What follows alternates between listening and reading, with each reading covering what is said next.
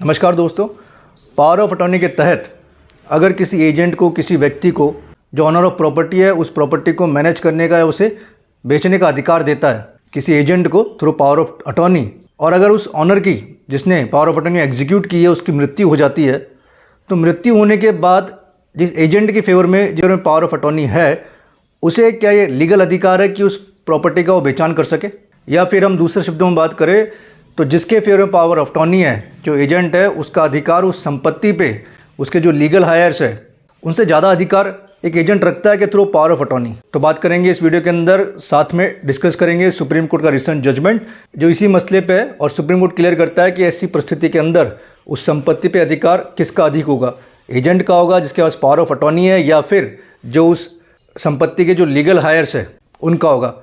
इसमें ध्यान देने वाली बात यह है कि जिसने पावर ऑफ अटॉर्नी एग्जीक्यूट किया है, जिस व्यक्ति ने पावर ऑफ अटॉर्नी बनाई है, उसकी डेथ हो गई, तो आफ्टर डेथ की हम बात कर रहे हैं। तो जानकारी समझने के लिए वीडियो अंत तक जरूर देखिए। दोस्तों, अगर आप हमारे चैनल पर नए हैं तो चैनल को सब्सक्राइब करना ना भूलें, और साथ ही also press the bell icon. देखिए, पावर ऑफ अटॉर्नी की बात करें तो पावर ऑफ अटॉर्नी कई तरह की होती है। जनरल पावर ऑफ अटॉर्नी हो गई, स्पेशल पावर ऑफ अटॉर्नी हो गई।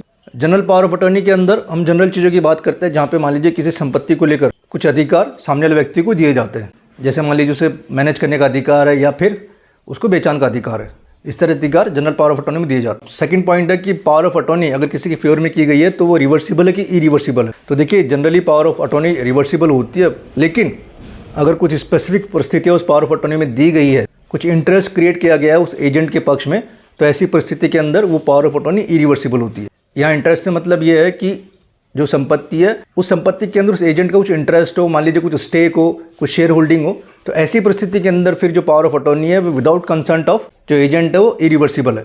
देखिए, सुप्रीम कोर्ट के पास एक मुद्दा है जहाँ पे एजेंट के फेवर के अंदर पावर ऑफ अटॉर्नी की गई, साथ में एग्रीमेंट टू सेल भी किया गया, और कुछ समय बाद जिस व्यक्ति ने जो उस प्रॉपर्टी का ऑनर था उसकी मृत्यु हो जाती है। तो एजेंट ने यहाँ पे क्या किया कि उसकी फेवर में पावर ऑफ अटॉर्नी थी, साथ में एग्रीमेंट टू सेल भी था। उस पावर ऑफ अटॉर्नी और उस एग्रीमेंट टू सेल का इस्तेमाल करते हुए वो संपत्ति अपने बेटे को बेच दी, और पैरेलली जो उस प्रॉपर्टी के लीगल हायर्स थे उन्होंने संपत्ति किसी तीसरे व्यक्ति को बेच दी। अब तीसरे व्यक्ति ने यहाँ पे जो एजेंट था जिसने अपने बेटे को वो संपत्ति बेची है, तो पावर ऑफ अटॉर्नी और सेल एग्रीमेंट के बेस पे उन पे दावा कर दिया उस प्रॉपर्टी को खाली करने का। अब कोर्ट के पास मुद्दा यह आया कि इस संपत्ति पे ज़्यादा अधिकार किसका है, लीगल हायर्स का अधिकार है या फिर जिसके फेवर में पावर ऑफ अटॉर्नी की गई है उसका अधिकार ज़्यादा है। ट्रायल कोर्ट ने यहाँ पे जो लीगल हायर्स थे उसके पक्ष में फैसला दिया, हाई कोर्ट में आया, हाई कोर्ट के अंदर भी उन्हीं के पक्ष में फैसला आया, और फाइनली जब मुद्दा सुप्रीम कोर्ट के पास आया तो सुप्रीम कोर्ट ने भी दो ही तथ्य देखे।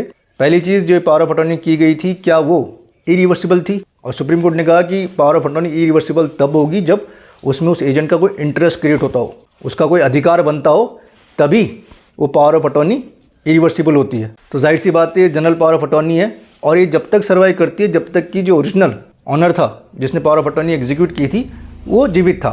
उसकी मृत्यु के बाद ये जो पावर ऑफ अटॉर्नी है ये सर्वाइव नहीं करती है। दूसरा मुद्दा ये था कि जो एग्रीमेंट टू सेल किया था ऑनर ने एजेंट के फेवर में along with power of attorney, वो क्या वैलिड था। तो सुप्रीम कोर्ट ने साफ किया कि जब पावर ऑफ अटॉर्नी इनवैलिड है, वही सर्वाइव नहीं करती after death of original owner, तो ये जो एग्रीमेंट टू सेल है ये भी सर्वाइव नहीं करता। तो जाहिर सी बात है जब उस एजेंट ने अपने बेटे को संपत्ति बेची है, सेल डीड की है, तो वो सेल डीड भी लीगल नहीं है। इसका एक मुख्य कारण ये भी है कि जो एग्रीमेंट टू सेल था वो रजिस्टर्ड नहीं था as per Registration Act 1908, as per section 17(1) भी साफ साफ कहता है कि कोई भी नॉन टेस्टिमेंट्री इंस्ट्रूमेंट्स है अगर वो किसी तरह का इंटरेस्ट जनरेट करते हैं, चाहे फ्यूचर में चाहे प्रेजेंट में, तो उसका रजिस्टर्ड होना कंपलसरी है। अब यहाँ पे एग्रीमेंट टू सेल रजिस्टर्ड नहीं था, एक अनरजिस्टर्ड डॉक्यूमेंट था। अब चूंकि वो अनरजिस्टर्ड डॉक्यूमेंट था तो हम ये नहीं कह सकते कि जो ऑनर था उसने किसी प्रकार का इंटरेस्ट जो एजेंट था उसके फेवर में क्रिएट किया हो। After the death of original owner power of attorney भी सर्वाइव नहीं करती। सेकंड, जो ये सेल एग्रीमेंट एग्जीक्यूट किया गया था और चूंकि ये एग्रीमेंट टू सेल रजिस्टर्ड नहीं किया गया था, तो इससे भी जो एजेंट है उसको कोई मजबूती नहीं मिलती है। तो सुप्रीम कोर्ट ने भी ये माना कि जो हाई कोर्ट का जो फैसला था वो सही है, जो उस प्रॉपर्टी के लीगल हायर्स थे उनका अधिकार है उस प्रॉपर्टी पे, उस संपत्ति पे, ना कि वो एजेंट जिसके फेवर में पावर ऑफ अटॉर्नी की गई है along with agreement to sell के साथ। तो दोस्तों, ये बहुत ही अच्छा जजमेंट है। उम्मीद करता हूँ जानकारी आपको समझ में आई होगी। इस जजमेंट का लिंक मैंने डिस्क्रिप्शन दिया है, आप वहाँ से डाउनलोड कर सकते, या फिर आप हमें डायरेक्टली व्हाट्सएप पे संपर्क कर सकते हैं। तो जितना हो सके इस जानकारी को लाइक शेयर कीजिए, चैनल को सब्सक्राइब करना ना भूले। फिर मिलेंगे नए वीडियो में टॉपिक के साथ, तब तक के लिए नमस्कार।